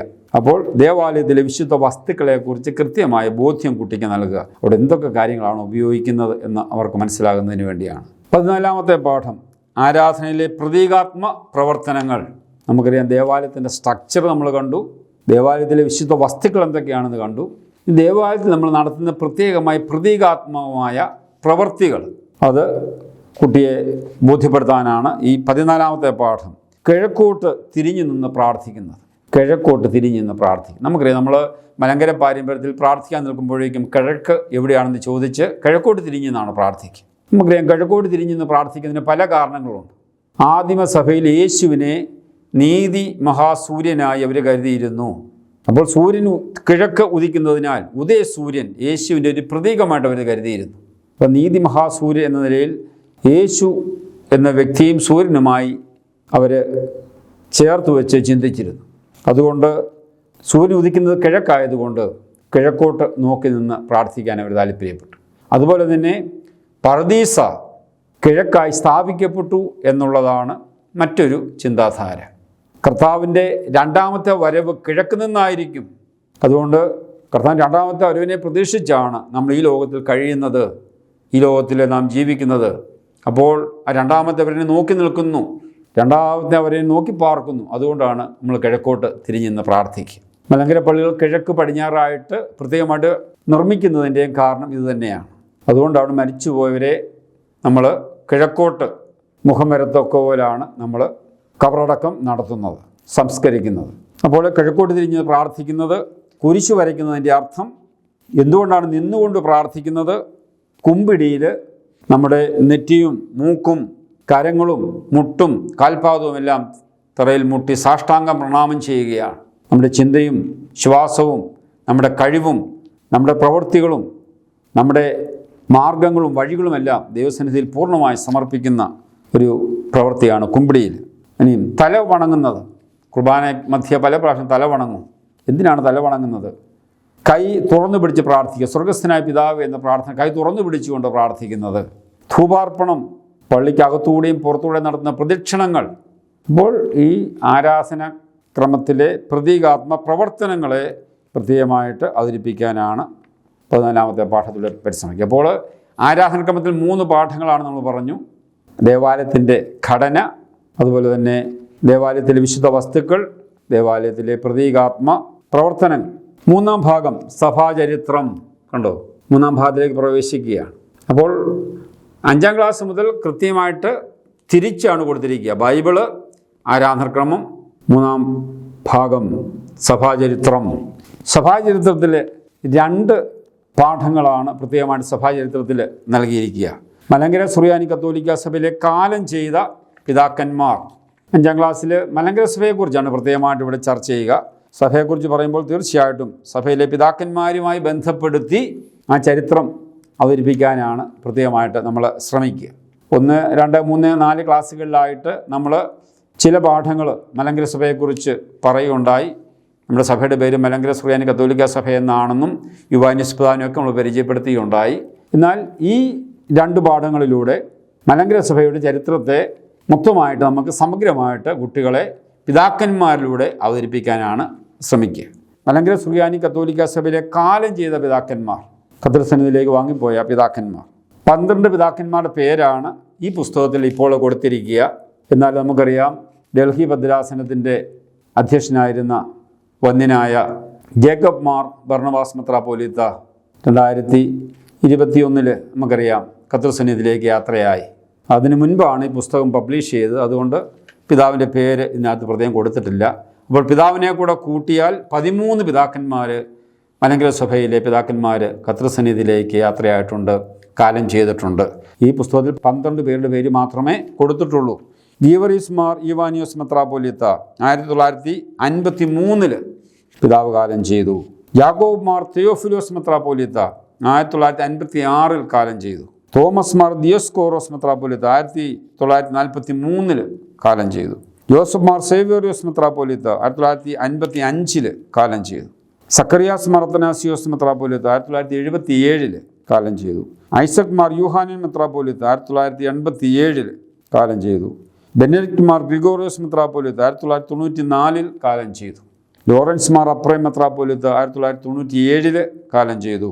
പൗലോസ് മാർ പീലക്സീനോസ് മെത്രാപ്പോലീത്ത 1998 തോഴിയൂർ സഭയുടെ തലവനായിരുന്ന വന്യനായ പൗലോസ് മാർ പീലക്സീനോസ് മെത്രാപ്പോലീത്ത 1977 കത്തോലിക്ക സഭയുമായി പിൻവലിക്കപ്പെട്ടു. 1998 കാലം ചെയ്തു. മോർ സിറിൽ ബസീലിയോസ് കാതോലിക്ക ബാവ 2007 കാലം ചെയ്തു. ഗീവറീസ് മാർ ദിവന്യാസിയോസ് മെത്രാപ്പോലീത്ത 2018 കാലം ചെയ്തു. ഗീവറീസ് മോർ തിമോത്തിയോസ് മെത്രാപ്പോലീത്ത 2019 കാലം ചെയ്തു. ജേക്കബ് മാർ ബർണബാസ് മെത്രാപ്പോലീത്ത 2021 കാലം ചെയ്തു. അപ്പോൾ 13 പിതാക്കന്മാരാണ് മലങ്കര സുറിയാനി കത്തോലിക്ക സഭയിലെ വന്യപിതാക്കന്മാർ കാലം ചെയ്തവർ. അവരുടെ ജീവിത ചരിത്രവുമായി ബന്ധപ്പെട്ട് മലങ്കര സഭയുടെ ചരിത്രത്തെ കുട്ടിയെ ബോധ്യപ്പെടുത്താനാണ് നമ്മൾ 15ാമത്തെ പാഠത്തിലൂടെ ശ്രമിച്ചത്. 16ാമത്തെ പാഠം നമ്മുടെ ഭദ്രാസനങ്ങളും മെത്രാപ്പോലീത്താമാരും. മലങ്കര സുറിയാനി കത്തോലിക്ക സഭയിൽ നിലവിൽ 12 ഭദ്രാസനങ്ങളാണുള്ളത്. ഈ 12 ഭദ്രാസനങ്ങളെക്കുറിച്ചും ആ 12 ഭദ്രാസനങ്ങളുടെ മെത്രാപ്പോലീത്താമാരെക്കുറിച്ചും പ്രത്യേകമായിട്ട് പാഠത്തിൽ അവതരിപ്പിച്ചിരിക്കുന്നു. മലങ്കര സുറിയാനി കത്തോലിക്ക സഭയുടെ ഹൈരാർക്കി രൂപീകരിക്കുന്നതും ദേവദാസൻ മാർ യോഹന്നാനോസ് പിതാവ്, തുടർന്ന് ബെനഡിക്ട് മാർ ഗ്രിഗോറിയോസ് മെത്രാപ്പോലീത്ത, തുടർന്ന് മോറോൻമോർ സിറിൽ മാർ ബസേലിയോസ് കാതോലിക്ക ബാവ തിരുമേനി, തുടർന്ന് ഇപ്പോൾ മലങ്കര സഭയെ നയിച്ചുകൊണ്ടിരിക്കുന്ന സഭയുടെ തലവനും പിതാവുമായ മോറോൻമോർ കർദിനാൾ ബസേലിയോസ് ക്ലീമീസ് കാതോലിക്ക ബാവ തിരുമനസ്. അപ്പോൾ തിരുവനന്തപുരം മേജർ അതിഭദ്രാസനം എന്ന് പറഞ്ഞുകൊണ്ട് കാലം ചെയ്ത പിതാക്കന്മാരെ ജസ്റ്റ് ഒന്ന് സൂചിപ്പിച്ചിട്ട് ഇപ്പോഴത്തെ സഭയുടെ തലവനും പിതാവുമായ മോറോൻമോർ ബസേലിയോസ് കർദിനാൾ ക്ലീമീസ് കാതോലിക്ക ബാവയെ പ്രത്യേകമായിട്ട് ഇവിടെ അവതരിപ്പിച്ചിരിക്കുന്നു. രണ്ടാമതായിട്ട് തിരുവല്ല അതിഭദ്രാസനം, അതിൻ്റെ തലവനായ തോമസ് മാർ കൂർലോസ് മെത്രാപ്പോലീത്തായെ ഇവിടെ അവതരിപ്പിച്ചിരിക്കുന്നു. മൂന്നാമതായിട്ട് ബത്തേരി ഭദ്രാസനത്തിൻ്റെ തലവനായ ജോസഫ് മാർ തോമസ് മെത്രാപ്പോലീത്തായെ അവതരിപ്പിച്ചിരിക്കുന്നു. നാലാമതായിട്ട് മാർത്താണ്ഡം ഭദ്രാസനത്തിൻ്റെ തലവനായി വന്നിയ വിൻസെൻ്റ് മാർ പൗലോസ് പിതാവിനെ അവതരിപ്പിച്ചിരിക്കുന്നു. അഞ്ചാമതായി മൂവാറ്റുപുഴ ഭദ്രാസനത്തിൻ്റെ തലവനായിരിക്കുന്ന യൂഹാനൻ മോർ തെയോഡോഷ്യസ് മെത്രാപ്പോലീത്തായെ അവതരിപ്പിച്ചിരിക്കുന്നു. തുടർന്ന് മൂവാറ്റുപുഴ ഭദ്രാസനത്തിൽ നിന്നും റിട്ടയർ ചെയ്ത വിശ്രമജീവൻ നയിക്കുന്ന എബ്രഹാം മാർ യൂലിയോസ് മെത്രാപ്പോലീത്തായെ അവതരിപ്പിച്ചിരിക്കുന്നു. ആറാമതായി മാവേലിക്കര ഭദ്രാസനം, അതിൻ്റെ തലവനായ വന്ദനായ ജോഷുവ മാർ ഇഗ്നോത്യോസ് മെത്രാപ്പോലീത്തായെ അവതരിപ്പിച്ചിരിക്കുന്നു. ഏഴാമതായിട്ട് പത്തനംതിട്ട ഭദ്രാസനം, അതിൻ്റെ തലവനായി സാമുവേൽ മാർ ഐറേനിയസ് മെത്രാപ്പോലീത്തായെ അവതരിപ്പിച്ചിരിക്കുന്നു. തുടർന്ന് പത്തനംതിട്ട രൂപതയുടെ മുൻ അധ്യക്ഷനായിരുന്ന വിശ്രമജീവൻ നയിക്കുന്ന യൂഹാനോൻ മാർ ക്രിസോസ്തോ മെത്രാപ്പോലീത്തായെ അവതരിപ്പിച്ചിരിക്കുന്നു. എട്ടാമതായിട്ട് പുത്തൂർ ഭദ്രാസനം, അതിൻ്റെ തലവനായ ഗിയോറീസ് മാർ മക്കാറിയോസ് മെത്രാപ്പോലീത്തായെ അവതരിപ്പിച്ചിരിക്കുന്നു. ഒമ്പതാമതായിട്ട് ഗുഡ്ഗാവ് ഭദ്രാസനം, ഗുഡ്ഗാവ് ഭദ്രാസനത്തിൻ്റെ തലവനായ ബർണബാസ് മെത്രാപ്പോലീത്ത കാലം ചെയ്തല്ലോ. ഇപ്പോൾ അവിടെ അഡ്മിനിസ്ട്രേറ്റർ ഭരണമാണ്. അവിടെ ബഹുമാനപ്പെട്ട വിനയാനന്ദ് OIC അച്ഛനാണ് ഇപ്പോൾ അതിൻ്റെ അഡ്മിനിസ്ട്രേറ്റർ ചുമതല നിർവഹിക്കുന്നത്. പത്താമത്തെ ഭദ്രാസനം അമേരിക്ക കാനഡ ഭദ്രാസനം, അതിൻ്റെ തലവനായിരിക്കുന്ന ഫിലിപ്പോസ് മോർ സ്തേഫാനോസ് മെത്രാപ്പോലീത്തായെ അവതരിപ്പിച്ചിരിക്കുന്നു. 11ാമത് പാറശാല ഭദ്രാസനം തോമസ് മാർ യൗസേബിയോസ് മെത്രാപ്പോലീത്തായെ ഇവിടെ പ്രത്യേകമായിട്ട് അവതരിപ്പിച്ചിരിക്കുന്നു. 12ാമതായി കട്കി ഭദ്രാസനം, പൂനെയിലുള്ള കട്കി ഭദ്രാസനം, അതിൻ്റെ തലവനായിട്ട് തോമസ് മാർ അന്തോണിയോസ് മെത്രാപ്പോലീത്തായെ പ്രത്യേകമായിട്ട് ഇവിടെ അവതരിപ്പിച്ചിരിക്കുന്നു. 12 ഭദ്രാസനങ്ങളും അതിലെ മെത്രാപ്പോലീത്താമാരുമാണ് ഈ 16ാമത്തെ പാഠത്തിലെ ചർച്ചാ വിഷയം. അങ്ങനെ നമ്മുടെ മലങ്കര സഭയെക്കുറിച്ച് ഒരു സമഗ്രമായ അറിവ് നമ്മുടെ രൂപതകൾ, കാലം ചെയ്ത പിതാക്കന്മാർ, ഇപ്പോൾ നിലവിലുള്ള പിതാക്കന്മാർ എല്ലാവരെക്കുറിച്ചും ഒരു കൃത്യമായ ഹിസ്റ്റോറിക്കലായിട്ട് ചരിത്രപരമായ അറിവ്, ബോധ്യം കുട്ടിക്ക് ഈ 5ാം ക്ലാസ്സിൽ പ്രത്യേകമായിട്ട് നൽകാനായിട്ട് സാധിക്കും. 4ാമത്തെ ഭാഗം ക്രിസ്തീയ ജീവിതം. സഭാചരിത്രം കഴിഞ്ഞു. 4ാമത്തെ ഭാഗം ക്രിസ്തീയ ജീവിതം. ക്രിസ്തീയ ജീവിതത്തിൽ 4 പാഠങ്ങളാണുള്ളത്. പത്രോസ് പൗലോസ് ശ്ലീഹന്മാർ, വിശുദ്ധ ഫ്രാൻസിസ് അസീസി, വിശുദ്ധ കൊച്ചു ത്രേസ്യ, അവസാനമായി കേരള സഭയിലെ വിശുദ്ധർ. അപ്പോൾ ക്രിസ്തീയ ജീവിതം എന്ന് പറയുമ്പോൾ നമ്മൾ ആദിമസഭ മുതൽ ഈ ആധുനിക കാലഘട്ടം വരെയുള്ള പ്രധാനപ്പെട്ട വിശുദ്ധരെ കുട്ടികൾക്ക് പരിചയപ്പെടുത്താനായിട്ട് പരിശ്രമിക്കുകയാണ്. കഴിഞ്ഞ ക്ലാസ്സുകളിൽ നമ്മൾ വിശുദ്ധരെ പ്രത്യേകമായിട്ട് പരിചയപ്പെടുത്താനായിട്ട് നമ്മൾ ശ്രമിച്ചു. വിശുദ്ധ സ്തേഫാനോസിനെയും മദർ തെരേസായും ഒക്കെ നമ്മൾ പരിചയപ്പെടുത്തി. ഇന്ന് പ്രത്യേകമായിട്ട് ഈ 5ാം ക്ലാസ്സിൽ പ്രത്യേകമായിട്ട് സഭയുടെ ചരിത്രത്തിലെ ആരംഭത്തിലുണ്ടായിരുന്ന പ്രധാന 2 പില്ലേഴ്സാണ്, സ്തംഭങ്ങളാണ്, വിശുദ്ധ സ്തംഭങ്ങളാണ് വിശുദ്ധ പത്രോസും വിശുദ്ധ പൗലോസും. അപ്പസ്തോലികതയുടെ അടിസ്ഥാനങ്ങളാണ് വിശുദ്ധ പത്രോസും വിശുദ്ധ പൗലോസും. അവർ രണ്ടുപേരെയും പ്രത്യേകമായിട്ട് അവതരിപ്പിച്ചുകൊണ്ടാണ് 17ാമത്തെ പാഠം അവരുടെ വിശുദ്ധ ജീവിതവും മരണവും രക്തസാക്ഷിത്വവും ഒക്കെ സൂചിപ്പിച്ചുകൊണ്ട് വിശുദ്ധ പത്രോസിനെയും പൗലോസിനെയും പ്രത്യേകമായിട്ട് ഇവിടെ അവതരിപ്പിച്ചിരിക്കുകയാണ്. 18ാമത്തെ പാഠം വിശുദ്ധ ഫ്രാൻസിസ് അസീസി. 1ാം നൂറ്റാണ്ടിലെ 2 പ്രധാന വിശുദ്ധരെ വിശുദ്ധ പത്രോസും പൗലോസും. അതിനുശേഷം 12ാം നൂറ്റാണ്ടിൽ ജീവിച്ചിരുന്ന പ്രധാന ഒരു വിശുദ്ധനാണ്, 2ാം ക്രിസ്തു എന്നറിയപ്പെടുന്ന സഭ കണ്ട ഏറ്റവും വലിയൊരു വിശുദ്ധനാണ് വിശുദ്ധ ഫ്രാൻസിസ് അസീസി. അദ്ദേഹത്തിൻ്റെ ജീവിതം, ദൈവവിളി, അദ്ദേഹത്തിൻ്റെ ജീവിതത്തിലെ ഗുണങ്ങൾ, അന്ത്യനിമിഷങ്ങൾ ഒക്കെ പ്രത്യേകമായിട്ട് ഇവിടെ അവതരിപ്പിച്ചിട്ടുണ്ട്. നമ്മുടെ യുവജന പ്രസ്ഥാനത്തിൻ്റെ മധ്യസ്ഥനാണ് വിശുദ്ധ ഫ്രാൻസിസ് അസീസി എന്നും മലങ്കരക്കാർ പ്രത്യേകമായിട്ട് അറിഞ്ഞിരിക്കേണ്ടതുണ്ട്. ആ കുട്ടിക്ക് കൊച്ചുപ്രായത്തിലെ ബോധ്യം കൊടുക്കണം. 19-ാം പാഠം വിശുദ്ധ കൊച്ചു ത്രേസ്യ. 19-ാം നൂറ്റാണ്ടിൽ ജീവിച്ചിരുന്ന ഏറ്റവും അറിയപ്പെടുന്നൊരു വിശുദ്ധയാണ്. വളരെ ചുരുങ്ങിയ ജീവിതം മാത്രം ഈ ലോകത്തിൽ ജീവിച്ച വ്യക്തിത്വമാണ് കൊച്ചു ത്രേസ്യ. 1873 കൊച്ചു ത്രേസ്യ ജനിച്ചെങ്കിൽ 1897 കൊച്ചു ത്രേസ്യ മരിച്ചു. 24 വയസ്സാണ് ഈ ലോകത്തിൽ ജീവിച്ചത്. ചെറിയൊരു പ്രായം കൊണ്ട് സഭയിൽ അറിയപ്പെടുന്നൊരു വിശുദ്ധിയായി തീർന്നു. വിശുദ്ധ കൊച്ചു ത്രേസ്യ പ്രേക്ഷിതരുടെ മധ്യസ്ഥയാണ്, മിഷൻ പ്രവർത്തനത്തിൻ്റെ മധ്യസ്ഥയാണ്. അതുകൊണ്ട് പ്രേക്ഷിതയായ കൊച്ചു ത്രേസ്യ എന്നാണ് പ്രത്യേകമായിട്ട് കൊച്ചു ത്രേസ്യ പുണ്യവതിയെ അറിയപ്പെടുക. മലങ്കര സുറിയാനി കത്തോലിക്ക സഭ വിശുദ്ധ കൊച്ചു ത്രേസ്യയുമായി വളരെ ബന്ധപ്പെട്ടിരിക്കുന്നു. പുനരൈക്യ പ്രസ്ഥാനത്തിന് പ്രാർത്ഥനയുടെ ശക്തി പകരാൻ മാർ യോവാനിയോസ് പിതാവ് വിശുദ്ധ കൊച്ചു ത്രേസ്യയുടെ മധ്യസ്ഥത യാചിച്ചിരുന്നു. ഇത് നമ്മൾ പ്രത്യേകമായിട്ട് കാണുന്നുണ്ട്. പാഠം 20 കേരള സഭയിലെ വിശുദ്ധർ. നമുക്കറിയാം, കേരള സഭയിൽ നിന്നും 4 പേര് വിശുദ്ധ പദവിയിലേക്ക് ഉയർത്തപ്പെട്ടിട്ടുണ്ട്. കേരള സഭയിലെ ആദ്യ വിശുദ്ധയാണ് വിശുദ്ധ അൽഫോൻസ. 20-ാം നൂറ്റാണ്ടിൽ ജനിച്ച് കേരള സഭയ്ക്ക് വിശുദ്ധിയുടെ പരിമളം പരത്തിയ വ്യക്തിയാണ് വിശുദ്ധ അൽഫോൻസ. 1910 വിശുദ്ധ അൽഫോൻസ ജനിക്കുന്നത്. രണ്ടാമത്തെ വിശുദ്ധ ചാവറ കുറിയാക്കോസ് ഏലിയാസ് അച്ചൻ 1805 അദ്ദേഹം ജനിക്കുന്നത്. മൂന്നാമതായിട്ട് വിശുദ്ധ യൗപ്രാസ്യ 1877 ഒക്ടോബറിൽ വിശുദ്ധ യൗപ്രാസ്യ ജനിക്കുന്നത്. നാലാമതായിട്ട് വിശുദ്ധ മറിയം ത്രേസ്യ 1873 വിശുദ്ധ മറിയം ത്രേസ്യ. അപ്പോൾ 4 പേരെയാണ് കേരളത്തിൽ നിന്നും സഭ വിശുദ്ധ പദവിയിലേക്ക് പ്രത്യേകമായിട്ട് ഉയർത്തിയിട്ടുള്ളത്. കത്തോലിക്ക സഭ വിശുദ്ധ പദവിയിലേക്ക് ഉയർത്തിയിട്ടുള്ള 4 വിശുദ്ധരെ പ്രത്യേകമായിട്ട് 20-ാം പാഠത്തിൽ അവതരിപ്പിച്ചിരിക്കുന്നു. നമുക്കറിയാം, വിശുദ്ധ പദവിയിലേക്കുള്ള പടിയിലായിരിക്കുന്ന നിരവധി വാഴ്ത്തപ്പെട്ടവരുണ്ട്, ദൈവദാസന്മാരുണ്ട്, ധന്യരുണ്ട്. ദേവദാസൻ മാർ യോവാനിയോസ് പിതാവ് വിശുദ്ധ പദവിയിലേക്കുള്ള ഘട്ടത്തിൽ ഇപ്പോൾ ദൈവദാസൻ എന്ന പേരിലാണ് അറിയപ്പെടുക. ഇനി അടുത്തതായിട്ട് ധന്യൻ, വാഴ്ത്തപ്പെട്ടവൻ, വിശുദ്ധൻ, 3 പടികളിലേക്ക് ഉയർന്നു വരേണ്ടതുണ്ട്. നമുക്ക് പ്രത്യേകമായിട്ട് ദേവദാസൻ മാർ യോവാനിയോസ് പിതാവിൻ്റെ വിശുദ്ധ പദവിയെ ഓർത്ത് നമുക്ക് പ്രത്യേകമായിട്ട് പ്രാർത്ഥിക്കാം. ചുരുക്കത്തിൽ 5-ാം ക്ലാസ്സിലൂടെ നമ്മൾ പ്രധാനമായി ലക്ഷ്യം വെക്കുന്നത് ആരാണ് ദൈവം എന്ന ചോദ്യത്തിന് വെളിപാടിൻ്റെ ചരിത്രത്തിലൂടെ വിശുദ്ധ ലിഖിതത്തിൻ്റെ അടിസ്ഥാനത്തിൽ കുട്ടിക്ക് ക്രമമായും കൃത്യമായും ബോധ്യം നൽകുക. ആരാണ് ദൈവം? ദൈവം സൃഷ്ടാവാണ് എന്ന് വിശുദ്ധ ലിഖിതത്തിൻ്റെ പശ്ചാത്തലത്തിൽ ക്രമമായും കൃത്യമായും കുട്ടിയെ പഠിപ്പിക്കാനാണ് 5-ാം പാഠത്തിലൂടെ ലക്ഷ്യം വെക്കുക.